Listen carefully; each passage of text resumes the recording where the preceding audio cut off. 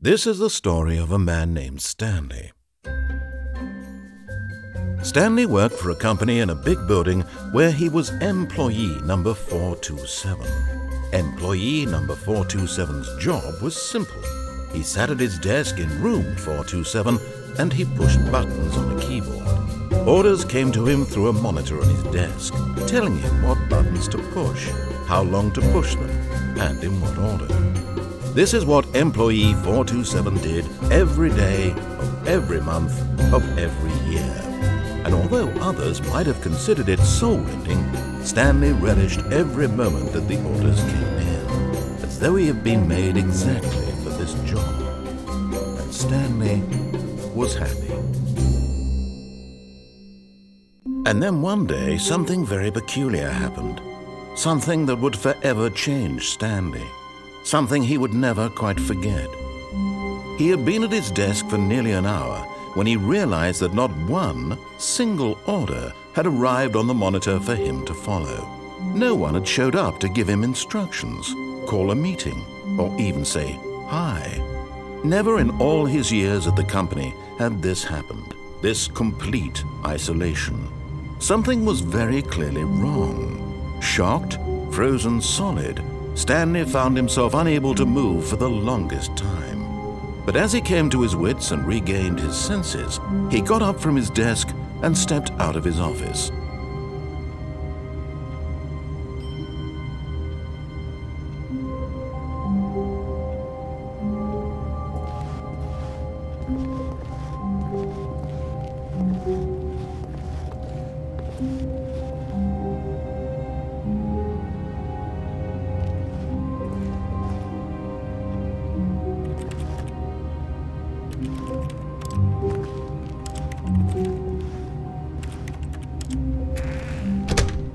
But Stanley simply couldn't handle the pressure.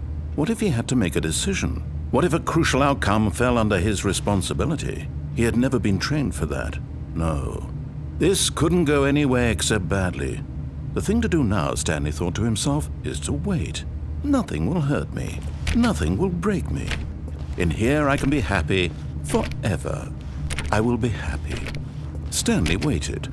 Hours passed, then days. Had years gone by? He no longer had the ability to tell. But the one thing he knew for sure, beyond any doubt, was that if he waited long enough, the answers would come. Eventually, someday, they would arrive. Soon, very soon now, this will end. He will be spoken to. He will be told what to do. Now it's just a little bit closer. Now it's even closer. Here it comes.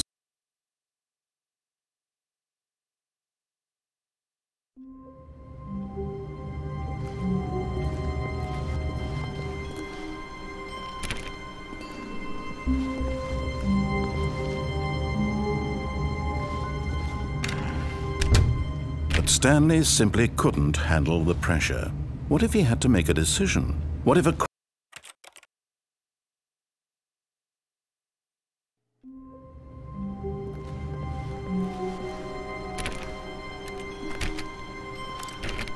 All of his co-workers were gone. What could it mean? Stanley decided to go to the meeting room. Perhaps he had simply missed a memo.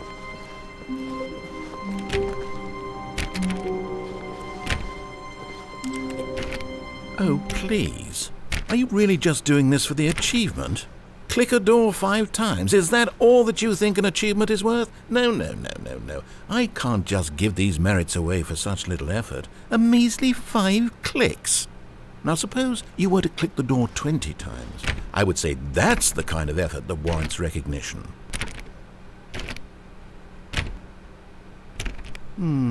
I have to say I'm still not feeling the satisfaction of witnessing true effort for a noble cause.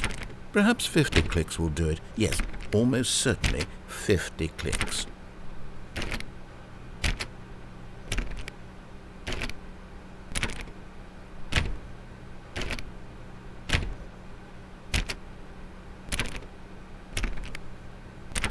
No, I'm still not feeling it.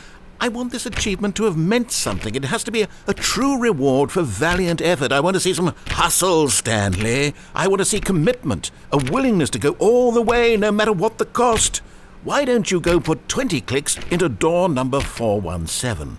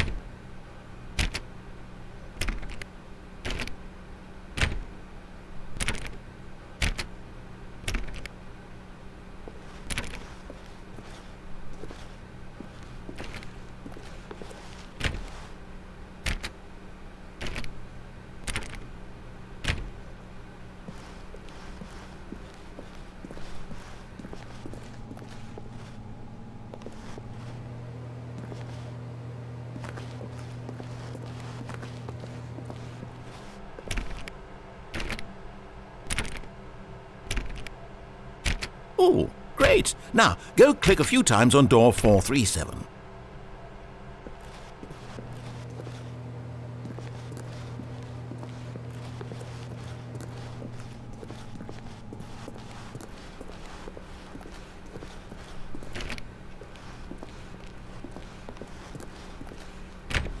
Excellent. I think we're getting somewhere. Now, door 415. Let's give it 10 clicks or so.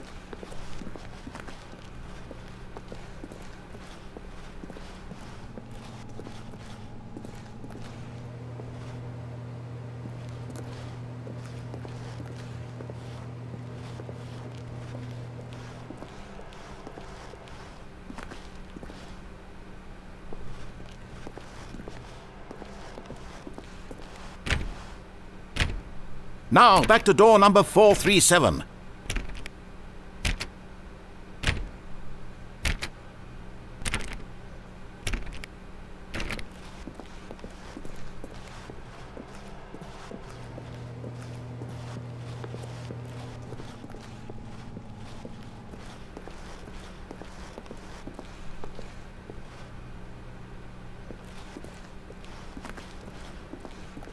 Let's see. How about you click on, well, I don't know, the copy machine? All right, back to room 417. I'm really feeling it now. I think we're getting somewhere.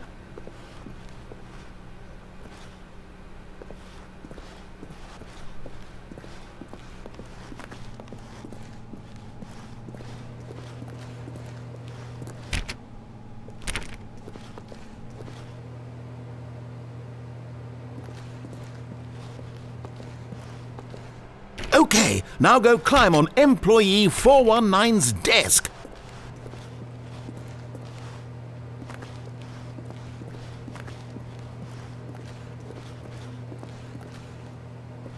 Yes! This is great! You're putting it all on the line, Stanley. I like that. All right, let's keep it up. Go give me a few clicks on door 416.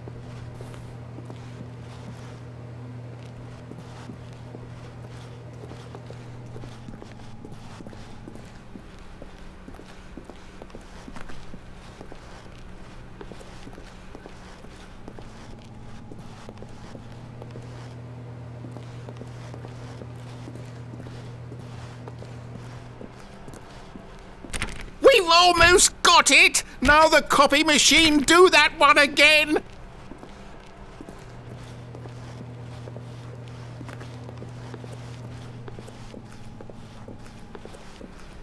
Finish it off, Stanley! 5 clicks on door 430! Yes! We did it! Oh, wow. That felt amazing. Oh, you really earned it, Stanley. Nothing could hold you back. Yes, I'm very proud of how far we've come today. Just think, only a few minutes ago you believed an achievement was worth 5 little clicks. Really now, what were you thinking?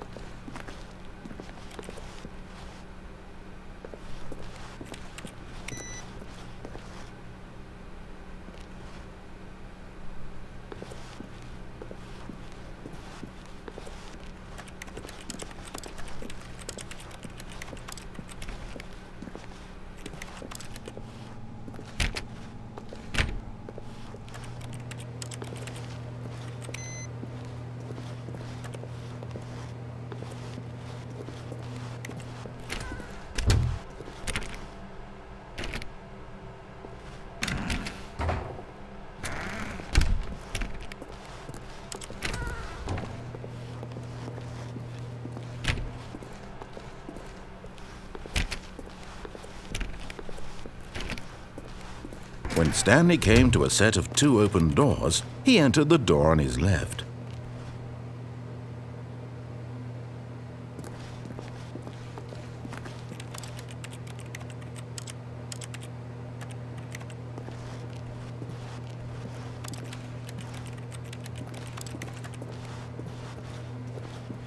This was not the correct way to the meeting room, and Stanley knew it perfectly well. Perhaps he wanted to stop by the employee lounge first, just to admire it.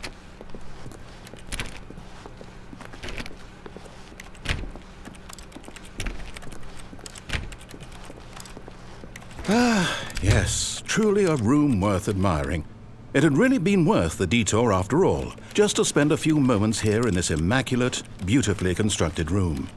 Stanley simply stood here, drinking it all in.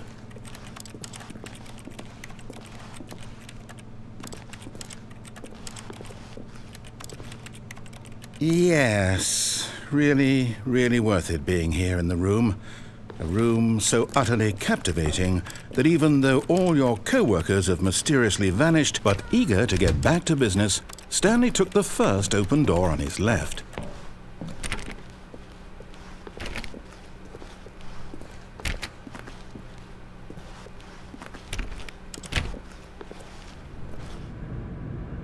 Stanley was so bad at following directions, it's incredible he wasn't fired years ago.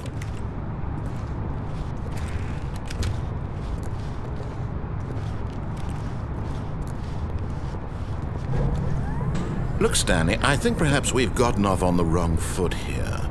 I'm not your enemy, really, I'm not. I realize that investing your trust in someone else can be difficult, but the fact is that the story has been about nothing but you all this time. There's someone you've been neglecting, Stanley. Someone you've forgotten about. Please, stop trying to make every decision by yourself. Now, I'm not asking for me. What? Really? I was in the middle of something. Do you have zero consideration for others? Are you that convinced that I want something bad to happen to you? Why, I don't know how to convince you of this, but I really do want to help you, to show you something beautiful. Look, let me prove it. Let me prove that I'm on your side. Give me a chance.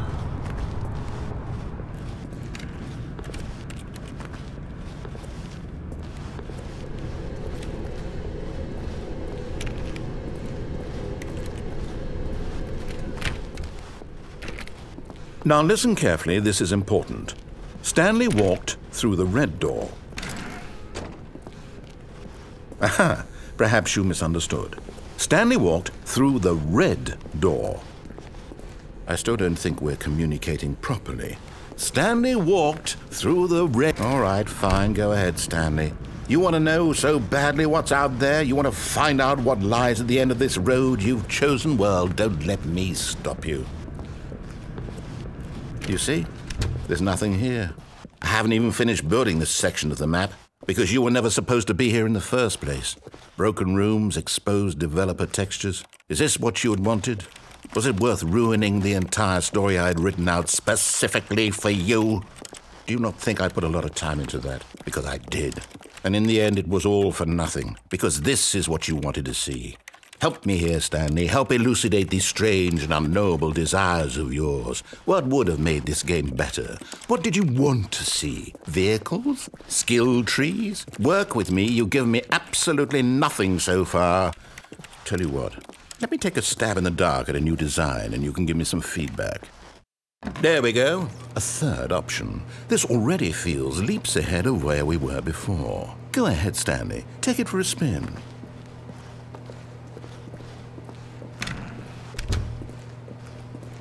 Okay, I'm going to stop you there. Now, tell me about your experience with this new version. Would you say that the game benefited from allowing you more choices?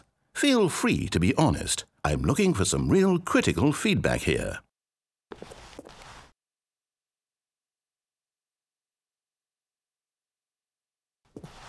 Oh, of course. A 3. Really. Maybe next time we can get you to form an actual opinion, you know?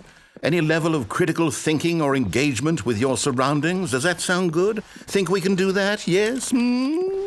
Wonderful.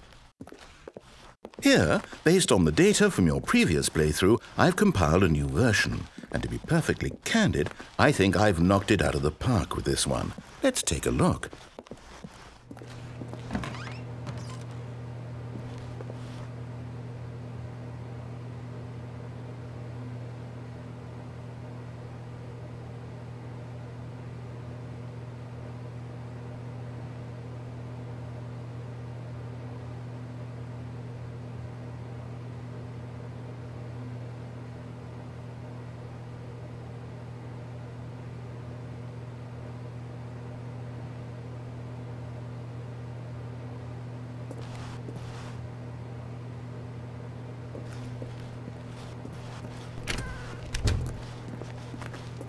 Now, would you say that competitive leaderboard helped you feel motivated to keep walking through doors? Again, honest answers, please. Hey, I nearly forgot. I've got a prototype of a new game I've been working on, and now would be a lovely opportunity to give it some playtesting. You wouldn't mind taking a look at it, would you? Perfect. Let me boot it up. In this game, the baby crawls left towards danger. You click the button to move him back to the right. And if he reaches the fire, you fail. It's a very meaningful game, all about the desperation and tedium of endlessly confronting the demands of family life. I think the art world will really take notice. But of course, the message of the game only becomes clear once you've been playing it for about 4 hours. So why don't you give it 4 hours of play to make sure it's effective? Be sure to keep notes on your experience.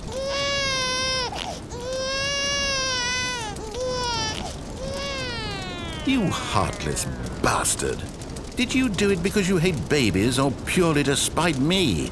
Because if it's the latter, well, I don't know what to do. I'm completely out of ideas. I can't think of a single thing that might improve the experience for me. I'm not even going to try. I'm out, I'm done. It's over. Thank you for playing. Your input was extremely valuable. Oh, hey, since my game was so awful, why don't we play someone else's game, just to ease the pain? Let's see. What do we have here? Yes, this seems like it'll work. Let's give it a shot.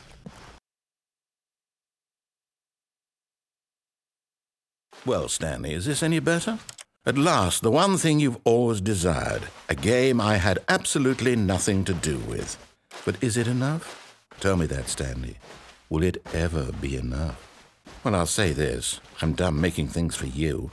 From now on, I will only create to fulfill a greater artistic purpose. Watch this, Stanley. I'm going to build a house. This will go here. No, here. And then...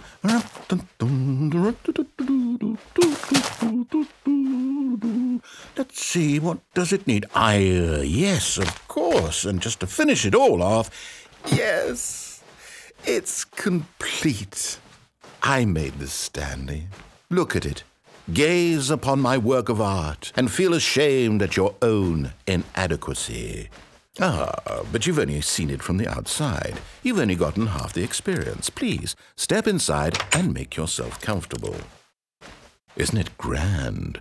Isn't it perfect? It could only be better if... Wait, that's it. We must rebuild it out of diamond. Diamond everything. Yes. Come along, Stanley. We have to go mining.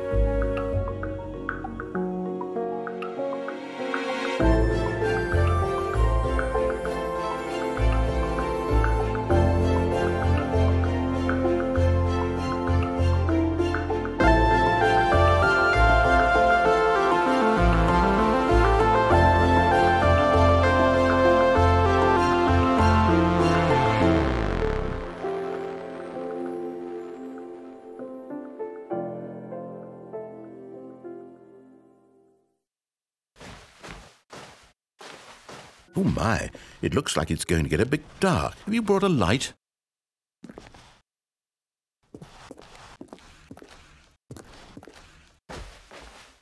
Oh, no. This is far more open-ended than I had in mind. I'm looking for something more narrow and linear. Something that makes you feel utterly irrelevant. This won't do at all. 1 out of 5. Even the diamonds couldn't save this one. Okay, new game.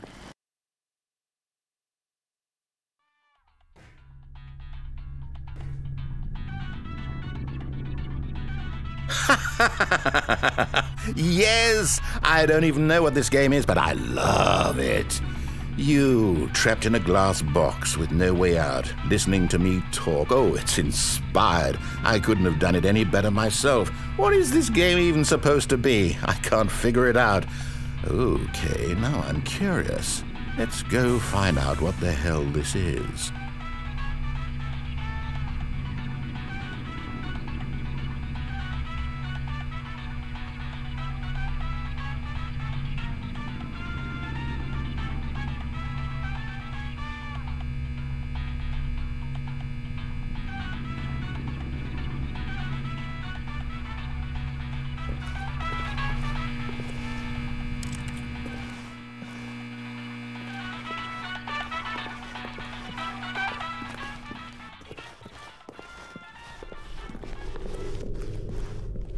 Oh, it's a puzzle. Critical thinking, Stanley.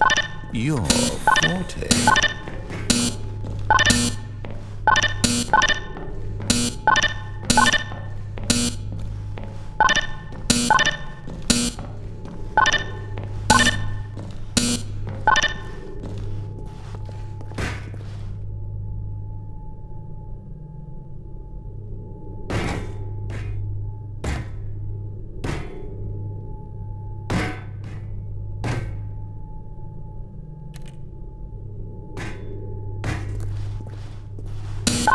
Genius.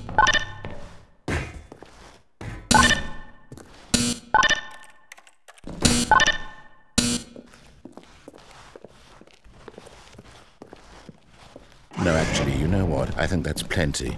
I really don't care much to see you stumble through any more of these games, and I highly doubt you're any wiser for the experience.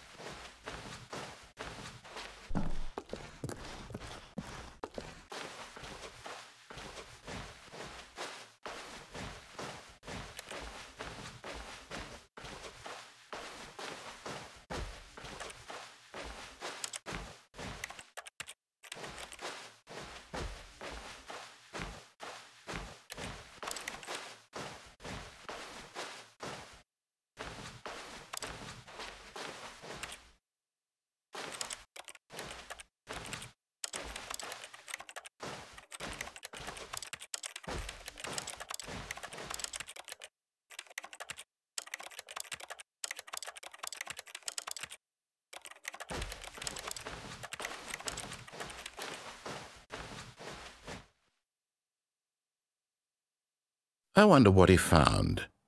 If what he wanted was to be the leading man in his own story, well, perhaps he's gotten it, down in wherever he is right now. I wonder if he's happy with his choice, and if he's learned the heavy cost that comes with it. He'll understand soon what I was trying to tell him. He needs me.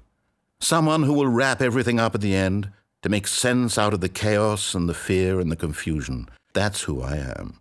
That is what I mean to this world. Oh, yes. Yes, I'll be back. There's no other way. Once this ends, after it all comes to a close, then I'll be back. The end will be here soon. Very soon. I can wait.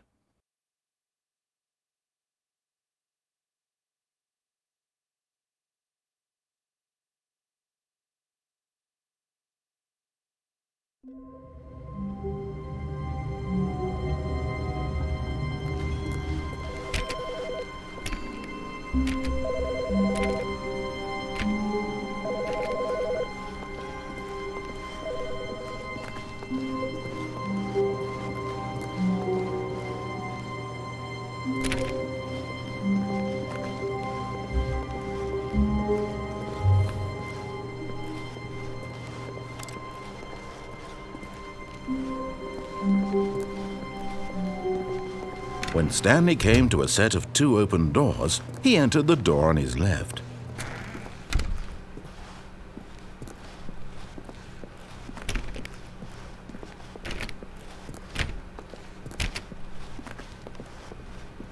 Yet there was not a single person here either.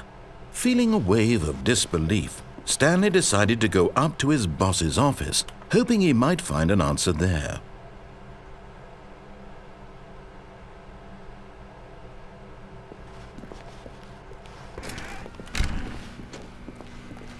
Stanley stepped into the broom closet, but there was nothing here, so he turned around and got back on track.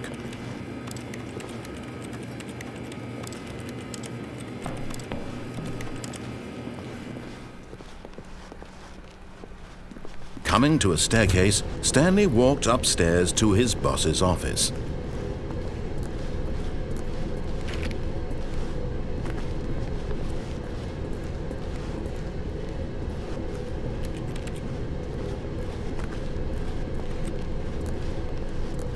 But Stanley just couldn't do it. He considered the possibility of facing his boss. Admitting he had left his post during work hours, he might be fired for that. And in such a competitive economy, why had he taken that risk? All because he believed everyone had vanished? His boss would think he was crazy. And then something occurred to Stanley. Maybe, he thought to himself, maybe I am crazy. All of my co-workers blinking mysteriously out of existence in a single moment for no reason at all? None of it made any logical sense. And as Stanley pondered this, he began to make other strange observations. For example, why couldn't he see his feet when he looked down? Why did doors close automatically behind him wherever he went? And for that matter, these rooms were starting to look pretty familiar. Were they simply repeating? No, Stanley said to himself, this is all too strange. This can't be real. And at last, he came to the conclusion that had been on the tip of his tongue. He just hadn't found the words for it.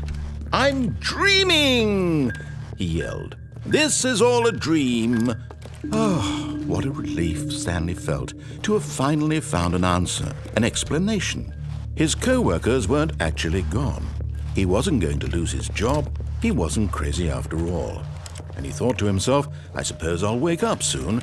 I'll have to go back to my boring real-life job pushing buttons. I may as well enjoy this while I'm still lucid. So he imagined himself flying and began to gently float above the ground. Then he imagined himself soaring through space on a magical starfield, and it too appeared. It was so much fun, and Stanley marveled that he had still not woken up. How was he remaining so lucid? And then perhaps the strangest question of them all entered Stanley's head. One he was amazed he hadn't asked himself sooner. Why is there a voice in my head dictating everything that I'm doing and thinking? Now the voice was describing itself being considered by Stanley, who found it particularly strange. I'm dreaming about a voice describing me, thinking about how it's describing my thoughts, he thought. And while he thought it all very odd and wondered if this voice spoke to all people in their dreams, the truth was that, of course, this was not a dream. How could it be? Was Stanley simply deceiving himself, believing that if he's asleep, he doesn't have to take responsibility for himself? Stanley is as awake right now as he's ever been in his life. Now, hearing the voice speak these words was quite a shock to Stanley. After all, he knew for certain, beyond a doubt, that this was in fact a dream.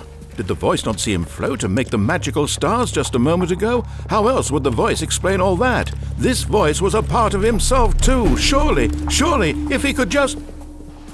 He would prove it. He would prove that he was in control, that this was a dream. So he closed his eyes gently, and he invited himself to wake up. He felt the cool weight of the blanket on his skin, the press of the mattress on his back, the fresh air of a world outside this one. Let me wake up, he thought to himself. I'm through with this dream. I wish it to be over. Let me go back to my job. Let me continue pushing the buttons. Please, it's all I want. I want my apartment and my wife and my job, All I want is my life exactly the way it's always been. My life is normal. I am normal. Everything will be fine. I am okay.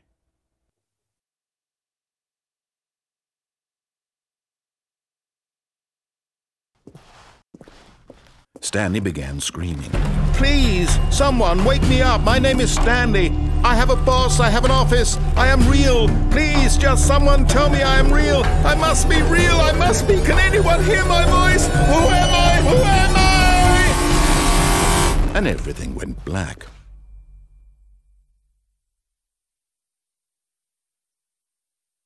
This is the story of a woman named Mariella. Mariella woke up on a day like any other. She arose, got dressed, gathered her belongings, and walked to her place of work. But on this particular day, her walk was interrupted by the body of a man who had stumbled through town talking and screaming to himself, and then collapsed dead on the sidewalk. And although she would soon turn to go call for an ambulance, for just a few brief moments she considered the strange man. He was obviously crazy, this much she knew. Everyone knows what crazy people look like. And in that moment, she thought to herself how lucky she was to be normal. I am sane. I am in control of my mind. I know what is real and what isn't. It was comforting to think this, and in a certain way, seeing this man made her feel better. But then she remembered the meeting she had scheduled for that day. The very important people whose impressions of her would affect her career, and by extension, the rest of her life.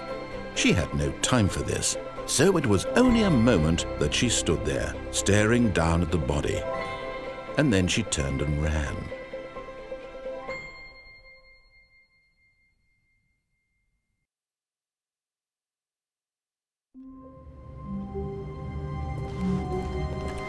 All of his co-workers were gone. What could it mean? Stanley decided to go to the meeting room. Perhaps he had simply missed a memo.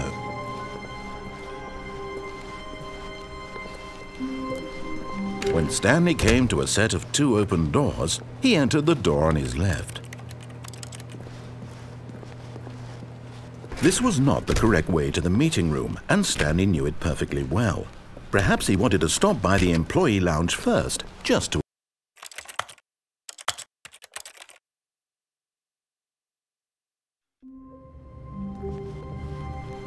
All of his co-workers were gone. What could it mean? Stanley decided to go to the meeting room. Perhaps he had simply missed a memo.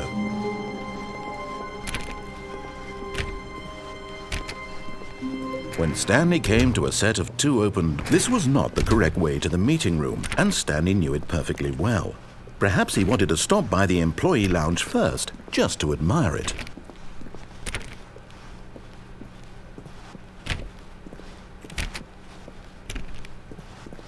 Wow, yes, this room. What a beautiful room. What a gorgeous... But eager to get back to business, Stanley took the first open door on his left. And so he detoured through the maintenance section, walked straight ahead to the opposite door, and got back on track.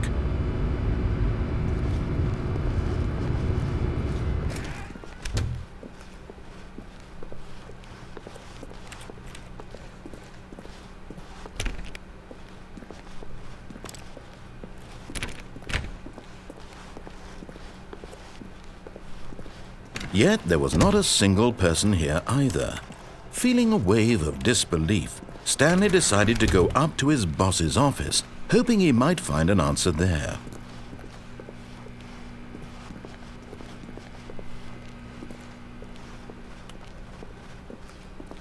Coming to a staircase, Stanley walked upstairs to his boss's office.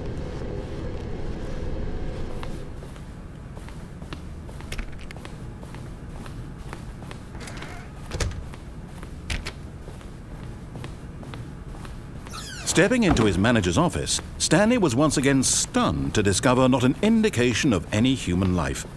Shocked, unraveled, Stanley wondered in disbelief who orchestrated this. What dark secret was being held from him? What he could not have known was that the keypad behind the boss's desk guarded the terrible truth that his boss had been keeping from him. And so the boss had assigned it an extra secret PIN number, 2845. But of course, Stanley couldn't possibly have known this.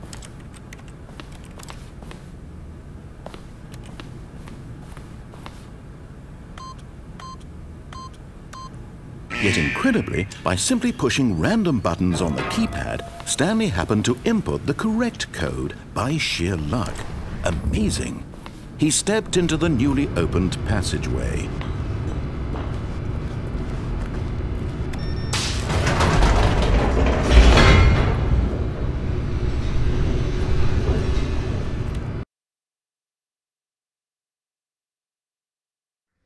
Descending deeper into the building, Stanley realized he felt a bit peculiar. It was a stirring of emotion in his chest, as though he felt more free to think for himself, to question the nature of his job. Why did he feel this now, when for years it had never occurred to him? This question would not go unanswered for long.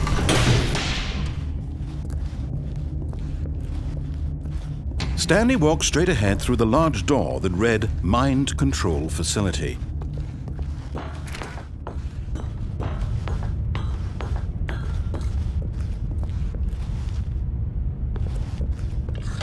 The lights rose on an enormous room packed with television screens. What horrible secret did this place hold? Stanley thought to himself. Did he have the strength to find out?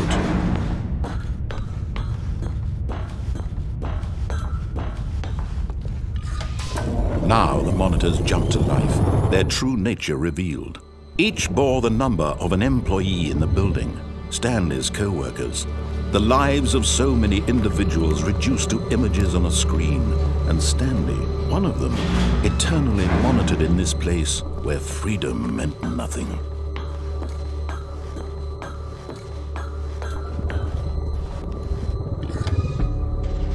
This mind control facility, it was too horrible to believe. It couldn't be true. Had Stanley really been under someone's control all this time? Was this the only reason he was happy with his boring job? That his emotions had been manipulated to accept it blindly?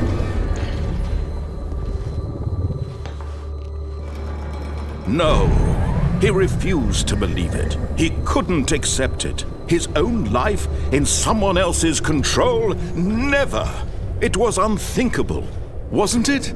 Was it even possible?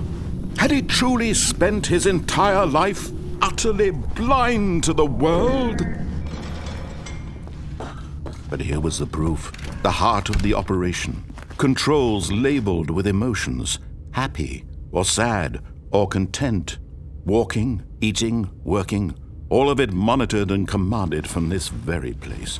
And as the cold reality of his past began to sink in, Stanley decided that this machinery would never again exert its terrible power over another human life. For he would dismantle the controls once and for all.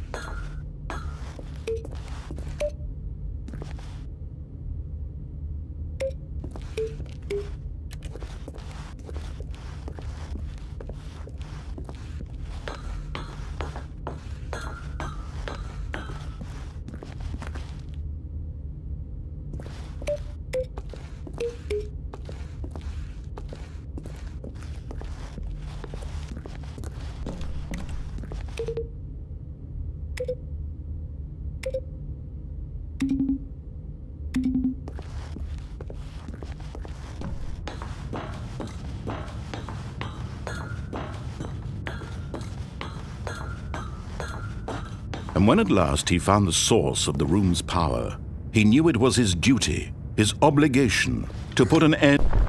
Oh, Stanley, you didn't just activate the controls, did you?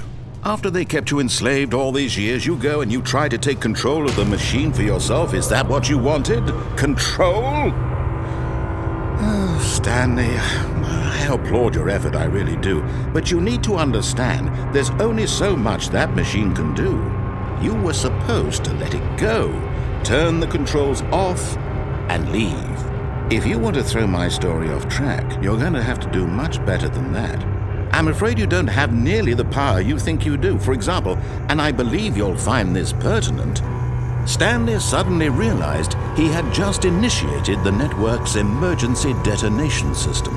In the event that this machine is activated without proper DNA identification, nuclear detonators are set to explode, eliminating the entire complex.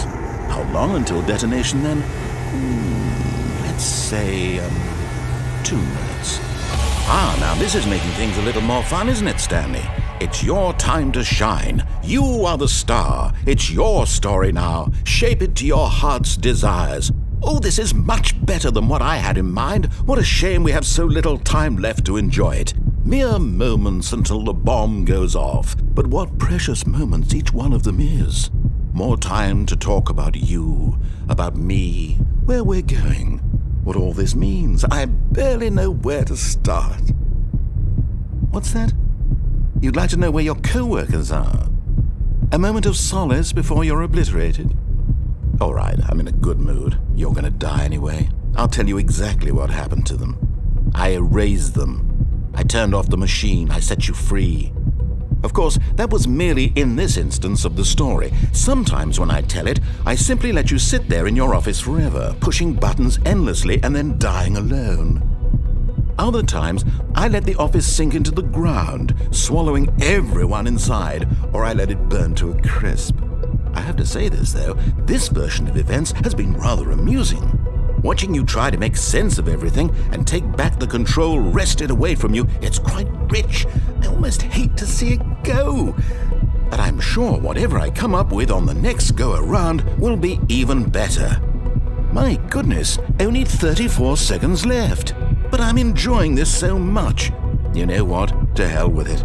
I'm going to put some extra time on the clock, why not? These are precious additional seconds, Stanley.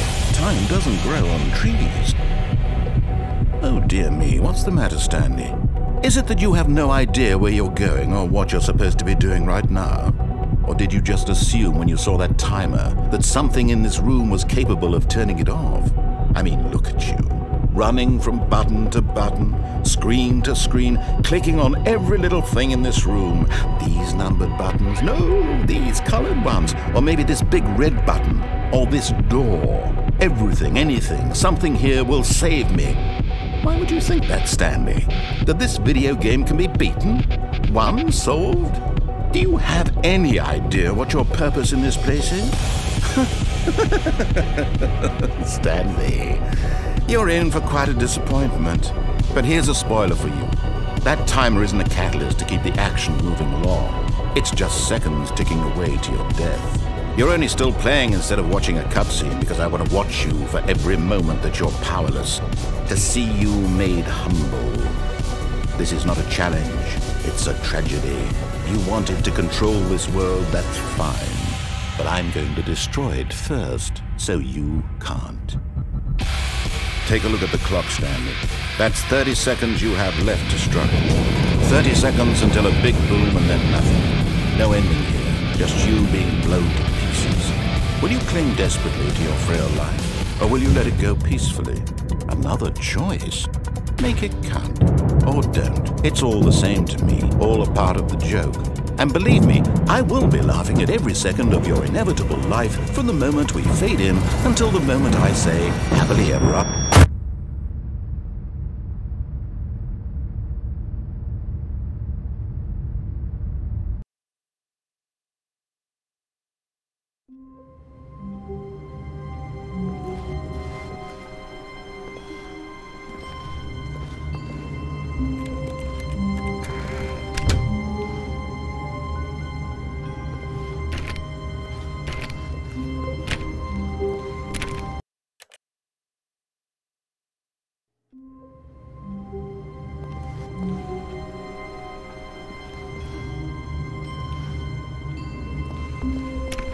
All of his co-workers were gone.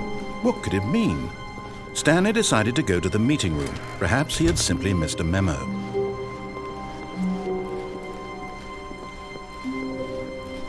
When Stanley came to a set of 2 open doors, he entered the door on his left. Yet there was not a single person here either.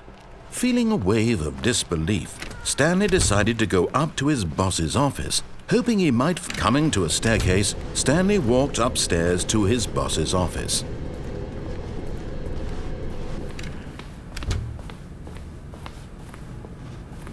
Stepping into his manager's office, Stanley was once again stunned to discover not an indication of any human life.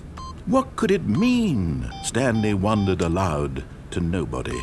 He began wildly tearing through papers on the boss's desk, pulling books off the shelf, looking behind paintings, desperate for clues to his situation. But his attention was caught by a keypad behind the boss's desk. What could its purpose be? In fact, this keypad guarded the terrible secret that lay buried below his feet.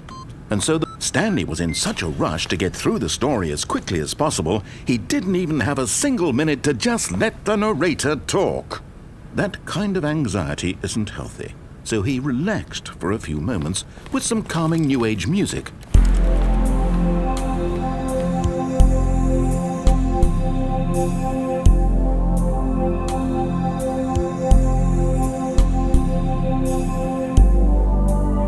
Feeling soothed and rejuvenated, Stanley calmly walked forward into the opened passageway.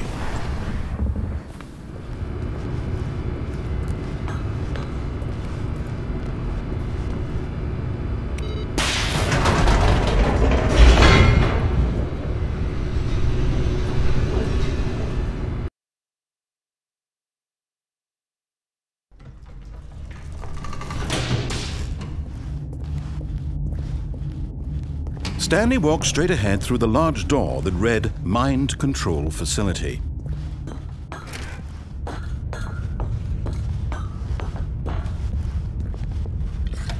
The lights rose on an enormous room packed with television screens. What horrible secret did this place hold? Stanley thought to himself. Did he have the strength to find out?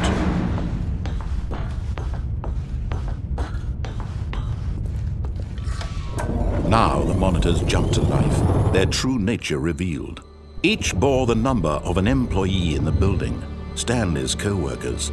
The lives of so many individuals reduced to images on a screen, and Stanley, one of them, eternally monitored in this place where freedom meant nothing.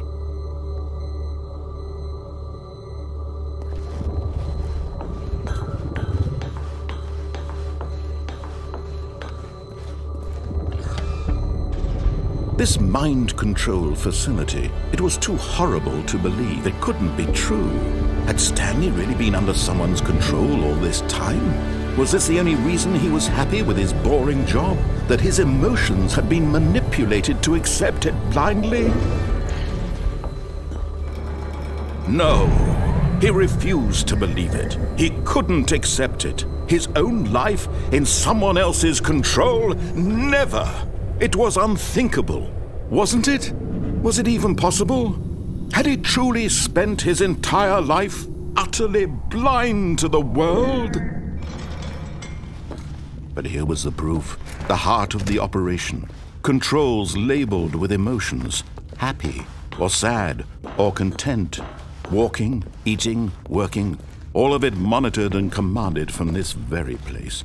And as the cold reality of his past began to sink in, Stanley decided that this machinery would never again exert its terrible power over another human life.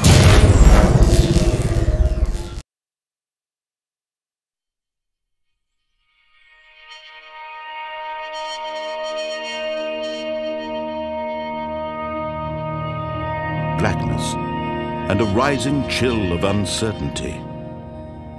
Was it over?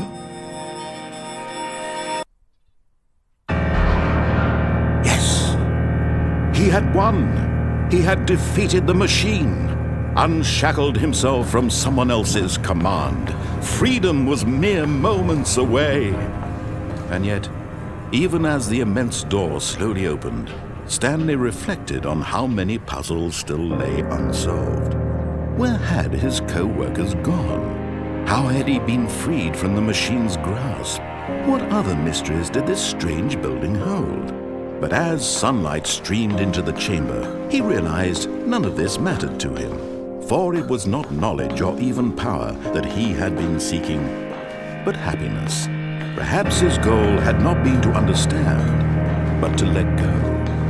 No longer would anyone tell him where to go, what to do, or how to feel. Whatever life he lives, it will be his. And that was all he needed to know. It was perhaps the only thing worth knowing. Stanley stepped through the open door. Stanley felt the cool breeze upon his skin, the feeling of liberation, the immense possibility of the new path before him. This was exactly the way, right now, that things were meant to happen. And Stanley was happy.